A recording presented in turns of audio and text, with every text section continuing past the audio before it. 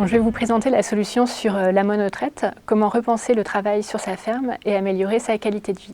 La monotraite, c'est le fait de ne traire qu'une seule fois par jour. Mais derrière ça, peut y avoir plusieurs manières de le faire. Ça peut être de manière ponctuelle, pendant toute la durée de la lactation ou juste sur une partie. On va vous présenter cette pratique à travers le témoignage de 3 éleveurs bovins laitiers qui l'ont mis en place dans un objectif de réduction de temps de travail, mais aussi pour répondre à des enjeux techniques et économiques. Pour ces éleveurs, la qualité de vie est au cœur de ce choix. La monotraite diminue le temps d'astreinte et supprime la traite du soir. Elle limite aussi les contraintes physiques.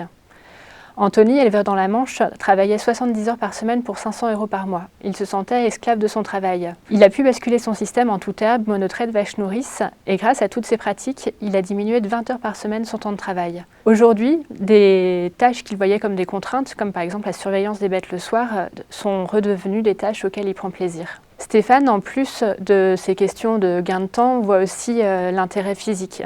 Le fait de pouvoir se soulager physiquement en diminuant l'astreinte, et il trouve que ça s'est ressenti dans l'ambiance du troupeau. Pour lui, c'est moins fatigant de traire 80 vaches en une fois que 40 en 2 fois. Cyril a commencé à y penser lorsqu'il était encore salarié, avant son installation, parce que la traite du soir lui coûtait socialement. Et comme il le dit, ce gain de temps lui a permis de retrouver une passion pour l'agriculture, des activités extérieures et une vie sociale. Quelques repères techniques par rapport à la monotraite. Donc on a une augmentation des taux de matières grasses et de matières protéiques. Il y a une diminution de l'ingestion des vaches de 5 à 10%. Donc ça, c'est les essais INRA et Trevares qui ont montré ces ordres de grandeur. On voit aussi qu'il y a moins de variations d'état, une meilleure fertilité et une alimentation moins exigeante. Ça a été observé par la plupart des éleveurs. Par exemple, Stéphane souligne que ces vaches sont en bien meilleure forme, qu'elles sont moins poussées et moins sollicitées. Il a vu que la production démarrait moins vite après le vélage, mais que par contre, elle était plus stable et plus longtemps. Pour Anthony, ce qu'il a observé, c'est surtout que les vaches, en étant moins sollicitées, se défendaient mieux contre les infections. Et par rapport à son troupeau, il a vu qu'il traitait moins, et ça fait encore un bénéfice en plus pour lui. Au niveau point de vigilance à savoir, on s'attend à une baisse du volume de 25 à 30% de la production.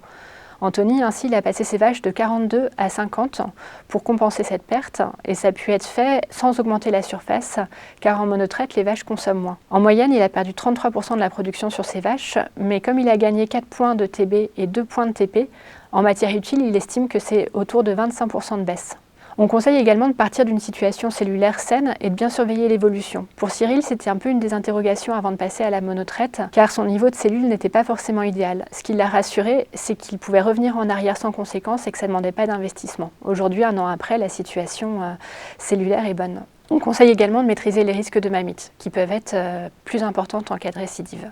Ce que soulignent les différents éleveurs, c'est l'importance de penser cette pratique dans la globalité et pas voir ça juste comme une pratique qui permet de réduire le temps de travail, mais de la penser dans son système, avec des bénéfices humains, mais aussi techniques et économiques. Cyril, lors de son installation, il a recherché une efficacité économique qui intégrait le temps de travail. Son objectif, c'est améliorer le BE à l'heure. Du coup, il a installé des pratiques pour limiter le temps de travail sans perte d'argent, comme les vaches nourrices, les semis directs. Mais son troupeau de Primostein n'est pas forcément le plus adapté au système bio tout herbe sans complémentation.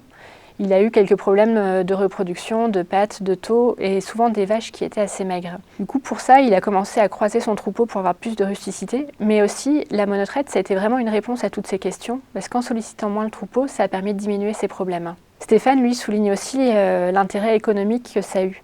Et en gagnant en taux, en gagnant sur la qualité du lait, il a eu des primes taux qui ont dépassé les 200 € pour les 1000 litres. Pour lui, c'était une sécurité économique car ça garantit un prix de vente de manière contractuelle et il était moins dépendant aux variations du prix du lait. Donc ce qu'il recherchait, c'était de gagner plus en travaillant moins. C'est passé par la monotraite, mais ça passe aussi par d'autres pratiques sur la ferme comme la délégation. C'est vraiment à prendre dans sa globalité. Donc pour conclure, ce conseil d'Anthony, pour améliorer ses conditions de travail, le premier pas à faire, c'est de se poser la question « Comment est-ce que je vis sur ma ferme ?»